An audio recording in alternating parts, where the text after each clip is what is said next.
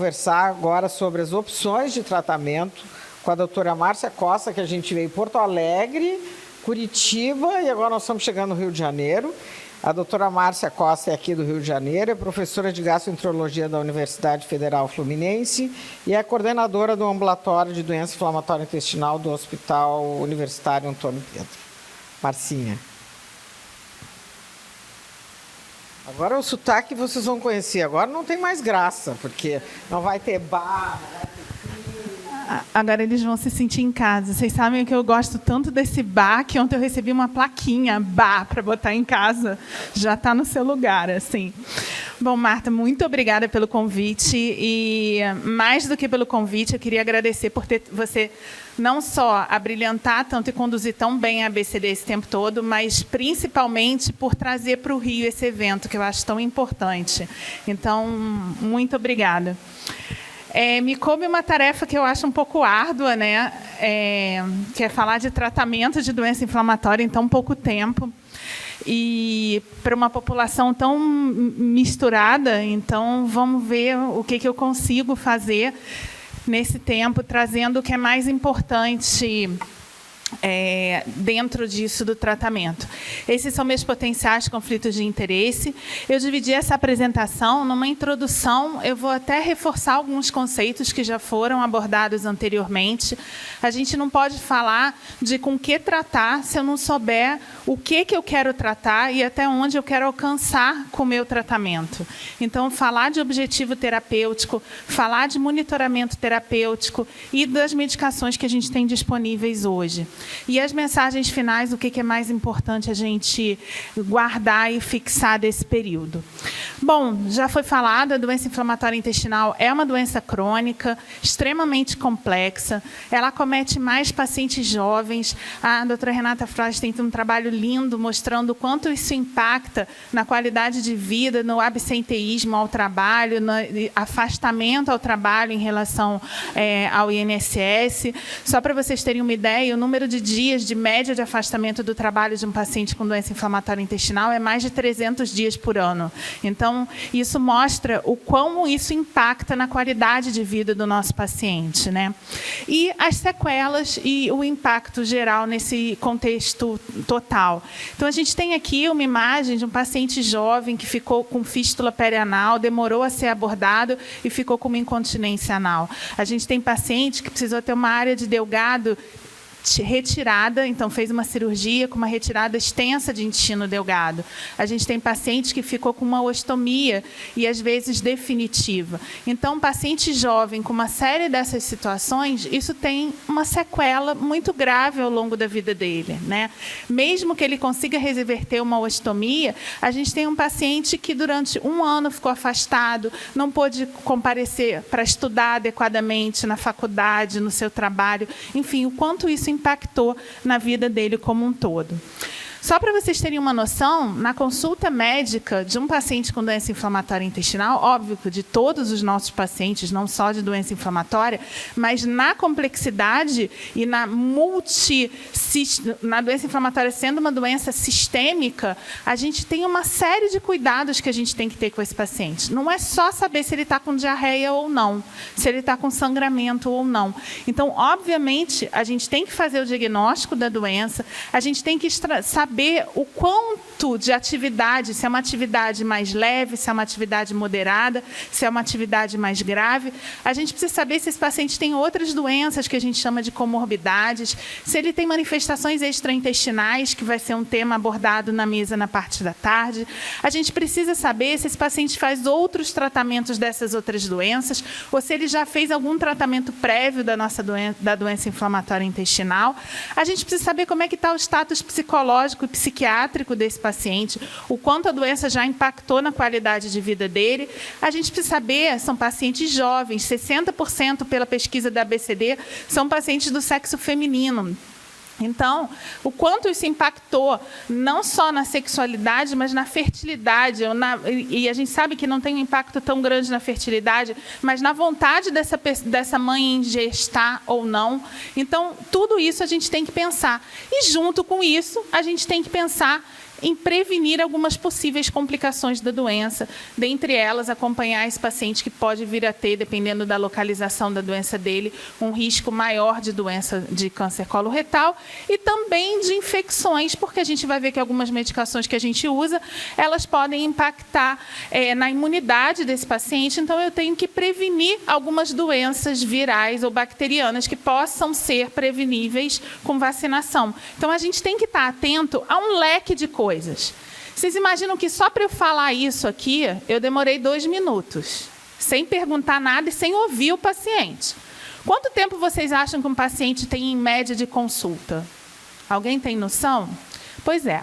A recomendação, o levantamento do CFM hoje é que um médico, não do SUS, que tem um volume de 50 pacientes para atender numa tarde, ele tem, no máximo, 13 minutos para ver o paciente. A recomendação das sociedades internacionais é que a primeira consulta do paciente com doença inflamatória intestinal, ela tivesse pelo menos 30 minutos a meia hora, o que é inviável na maior parte da nossa realidade. E que o retorno tivesse 20 a 30 minutos. Isso para o médico. Mas a gente tem que lembrar que quando a gente fala de tratamento, eu não estou falando só de remédio. Então, a recomendação que a gente tem é que o tratamento desse paciente, exatamente para abordar tudo isso, inclua todos nós que estamos aqui. A gente precisa do clínico, do gastro, a gente precisa do cirurgião, que potencialmente esse paciente vai precisar de alguma abordagem cirúrgica em algum momento. A gente tem um papel fundamental da nutricionista que tem que trabalhar com a gente. A gente tem que ter uma enfermeira que tem que estar próxima a gente para dar todo esse suporte. A gente tem que ter uma assistente social que tem que orientar melhor esse paciente. E a gente tem várias outras especialidades médicas que também estão ao lado para dar um suporte se esse paciente tiver manifestações extraintestinais, como a Cris falou também na aula dela. Um reumato, um dermato, um oftalmo, para ele poder dar esse suporte para o paciente. Então, quando a gente fala de tratamento, na nossa cabeça vem o remédio que o paciente vai tomar. E aqui a gente tem que entender que o paciente com doença inflamatória intestinal não é só o remédio que a gente está preocupado. A gente está preocupado em todo esse conjunto e esse grupo de pessoas que vai cuidar desse paciente como um todo, e não só do intestino dele. Então, isso é fundamental a gente ter na cabeça. E essa equipe tem que conversar entre si, porque não adianta um falar uma coisa e o outro desdizer do outro lado. Então, essa equipe tem que trabalhar de uma maneira integrada. Esse é um levantamento que foi feito num trabalho que foi publicado ano passado, e só para vocês terem uma ideia, foi um levantamento feito com pacientes, mais de 2.000 pacientes, e quase metade desses pacientes se sentem com controle de doença abaixo do controle ideal da doença, mostrando que não necessariamente o controle da doença para o paciente é o mesmo significado do controle da doença para o médico. Para mim, o intestino pode estar cicatrizado. Se o paciente estiver com fadiga, para ele está com controle de doença abaixo do ideal. E para mim, o intestino está cicatrizado. Então, os nossos objetivos nem sempre são os mesmos. E essa é a primeira dissonância que a gente tem que convergir aqui. Voltando um pouquinho, antes de falar dessa dissonância, eu vou só lembrar de algumas coisas que a Cris falou. Quando a gente está falando de doença de Crohn e de colite ulcerativa, a gente tem o que a gente chama de história natural da doença. A doença começa de uma forma inflamatória e 8 em cada 10 pacientes, se eu não tratar essa inflamação, ela vai deixar de ser uma inflamação e vai virar uma cicatriz, um estreitamento, ou vai formar uma fístula, que é um caminho de um órgão para o outro. Então, a partir do momento que eu estreitei ou que eu fiz um caminho de um lugar para o outro, não há remédio que vá agir, porque eu passo a ter o que ela falou bem, um dano estrutural. É como se eu tivesse construído na fístula uma ponte de um lugar para o outro, ou se eu tivesse entupido um cano. Não adianta você ficar botando líquido ali no cano, porque o cano não vai desentupir, você vai ter que passar um rotorrúter para desentupir. Não adianta que você não vai destruir aquela ponte, você tem que quebrar a ponte. Então, nesse momento, se eu já tiver um dano estrutural, eu vou ter que ter cirurgia. E, por isso, a gente precisa daquela janela de oportunidade, que é exatamente o início e a importância do que ela falou do diagnóstico precoce. O que a gente tem aqui é exatamente a forma de inflamação da doença, onde o remédio ainda faz efeito, e a forma onde eu já tenho um dano estrutural, onde eu tenho cirurgia. Então, a cirurgia não é o fim de linha na doença inflamatória, ela é uma etapa em alguns momentos onde ela se torna necessária, tá? E 60% dos pacientes com doença de Crohn, se não tratados, eles vão precisar ser submetidos à cirurgia. Quando a gente fala de retocolite, muitas pessoas têm a ideia de que a retocolite ela é mais boazinha. Não necessariamente. Ela também tem dano estrutural, como a Cris falou. E, só para a gente ter uma noção, se esse paciente não for tratado, o risco cumulativo ao longo da vida dele, de que ele precise retirar o intestino, ele chega até a 15% em alguns estudos. Então, a gente tem sim que tratar o quanto antes esse paciente. E aí chegou a dissonância para a gente. Por quê? Quando o paciente chega para a gente, o que ele quer? Eu quero melhorar o que eu estou sentindo. E eu quero tomar um remédio que não me traga nenhuma complicação. Só que para a gente, médico, a gente sabe que não basta você se sentir bem. Por que isso? E aí vamos tentar entender e vamos fazer analogia com doenças que são mais comuns na nossa prática diária. Hipertensão e diabetes. Basta a gente não ter dor de cabeça pela hipertensão?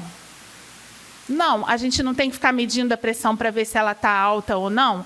Por quê? Mesmo que eu não tenha sintoma nenhum da pressão, e aí vamos lá na pressãozinha no diabetes, mesmo que eu não tenha nenhum sintoma da pressão alta, se a minha pressão continuar alta, eu vou ter aumento de risco de infarto, de derrame, de alteração ocular. Da mesma forma que o diabetes, eu posso estar assintomática, mas se a minha glicemia se mantiver alta, eu vou ter risco para o rim, para o olho, para todos os órgãos que a gente chama de órgãos-alvo. A diferença na doença inflamatória não é tão grande. Ela não é tão grande porque não basta eu não ter sintoma. Eu posso não ter sintoma e lá dentro eu ter inflamação. E só para vocês terem uma ideia, a lesão na doença inflamatória, ela precede o sintoma em até 6 meses, mais ou menos. Então, primeiro eu tenho lesão, depois eu altero os exames laboratoriais, depois é que eu tenho sintoma. Então, eu não posso me basear só no sintoma, eu tenho que melhorar a lesão. E isso, às vezes, é difícil para o paciente entender, porque ele só acha que ele está bem, então está tudo bem. E não é assim. Por isso é importante a gente explicar e fazer analogias com coisas que sejam mais práticas na vida dele. A grande diferença, eu falei que tinham semelhanças e diferenças, é que, infelizmente, na doença inflamatória, a gente não tem um aparelhinho de pressão que seja tão fácil ou só um exame de sangue que facilite a vida da gente.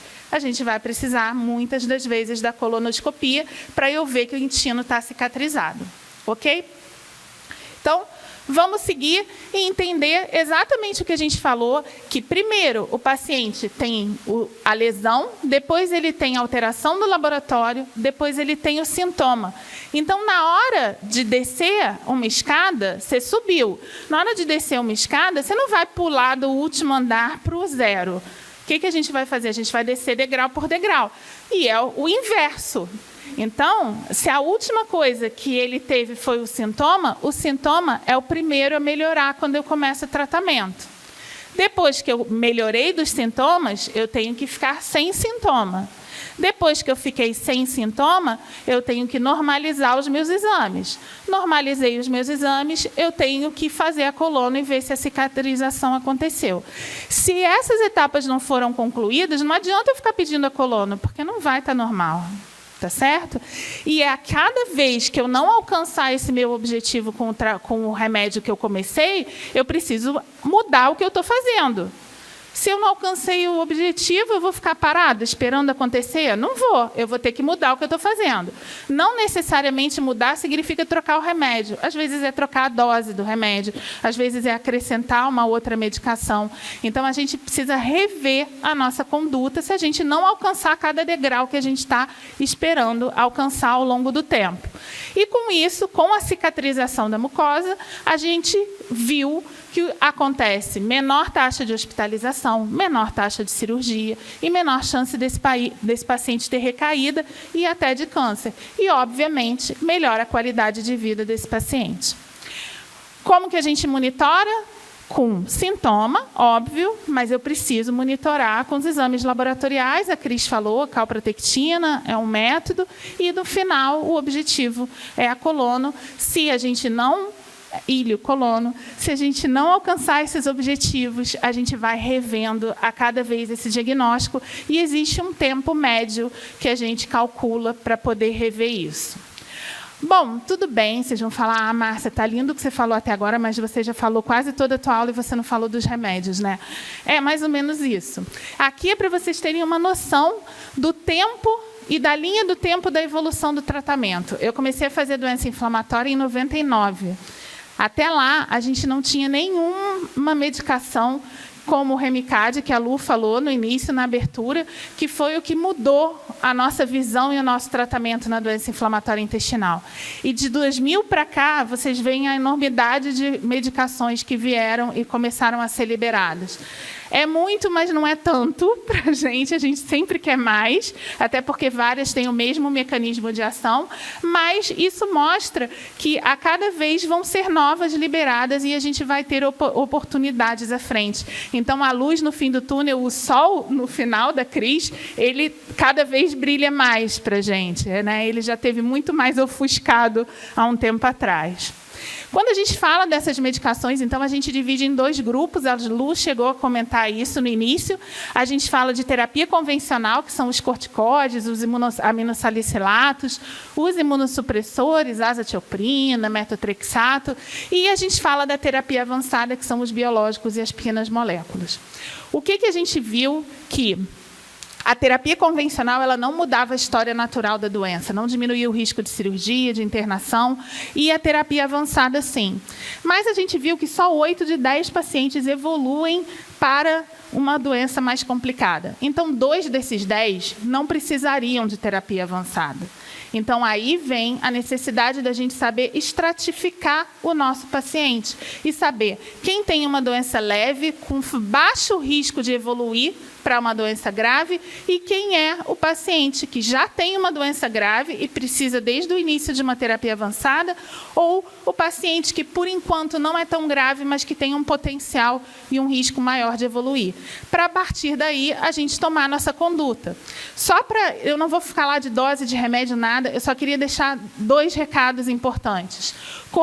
Aminosalicilato, a gente não usa muito para doença de Crohn, existem poucas exceções, então, se tiver alguma exceção, que para mim não tem nenhuma, mas algumas pessoas têm algum argumento para que use, se essas pessoas tiverem, aqui tem que conversar com o médico que está tratando e o especialista. A gente não está aqui para dizer que ninguém está errado ou ninguém está certo. Mas, se existe uma coisa que está errada, e isso sim é usar corticoide muito tempo. Corticoide ele deve ser usado basicamente para tirar um paciente que está com doença moderada a grave da crise, e ele deve ser usado numa dose. Se é para usar o remédio, use na dose certa. E, além disso, usar o mínimo de tempo possível. O ideal é que seja no máximo 12 semanas, porque ele não mantém o paciente bem depois. Bom, as outras medicações têm milhares de mecanismos de ação, a terapia avançada. Elas são úteis tanto para tirar o paciente da crise, como para manter o paciente bem depois que ele saiu da crise. Tá? Como que a gente escolhe? Não tem receita de bolo, cada paciente é um, depende de uma série de critérios e principalmente da atividade de doença para saber se eu tiro ele da crise ou se eu só vou manter ele bem, se ele tem uma doença leve ou se ele tem uma doença mais grave. E os sinais de prognóstico ruim. Então, além da atividade de doença, eu preciso saber, ele é um paciente que tem risco de evoluir para uma doença mais grave ou não? Na doença de Crohn, isso é principalmente paciente que tem doença do intestino fino, do intestino delgado mais extensa, do paciente que tem a doença perianal, e paciente jovem entra nos 2 critérios. E na doença de Crohn, um critério bastante importante é o tabagismo. Então, sempre estimulem o paciente de vocês a parar de fumar, principalmente na doença de Crohn. A gente já está terminando, e aqui eu vou falar um pouquinho de risco de tratamento, a gente sempre fala, e é uma grande preocupação do paciente. Esse remédio é muito arriscado porque ele vai baixar a minha imunidade, eu vou ter várias outras doenças. Essa tabela não é para vocês decorarem, não existe remédio melhor do que o outro, existe o melhor remédio para um paciente correto na hora correta. Todos têm uma eficácia muito semelhante. Então, não é aqui para a gente dizer se existe algo melhor ou mais seguro ou menos seguro. O que aqui é importante a gente dizer que, na base da pirâmide, que é o que é mais arriscado, é não tratar a doença. O não tratamento da doença é mais arriscado do que qualquer remédio que eu fizer. E quando eu falar de remédio, o mais arriscado é o corticóide, que é o que todo mundo tem menos medo de fazer. Então, por favor, quem não tem treinamento em doença inflamatória e atende na atenção básica, enfim, faça o diagnóstico, que é o importante, e, se quiser, comece a tratar, mas depois encaminha esse paciente o quanto antes para um serviço que tenha mão e que esteja afeito e que tenha disponíveis todas as armas para fazer o tratamento. E com isso eu venho com as minhas mensagens finais para lembrar que a doença inflamatória intestinal é uma doença sistêmica e crônica com alto impacto na qualidade de vida dos nossos pacientes. O diagnóstico e o tratamento precoce são fundamentais para esse paciente ter um bom desfecho. Tratamento sempre individualizado e multidisciplinar, isso é fundamental. Não basta o nosso paciente estar em remissão clínica, ou seja, sem sintoma. É fundamental a gente monitorar isso e ver se ele vai ter uma recaída ou não, e principalmente saber se ele cicatrizou a mucosa dele. E explicar para ele o quão isso é importante ter certeza. E a doença não tratada tem maior risco do que qualquer outro tratamento que a gente faça para esse nosso paciente. Muito obrigada.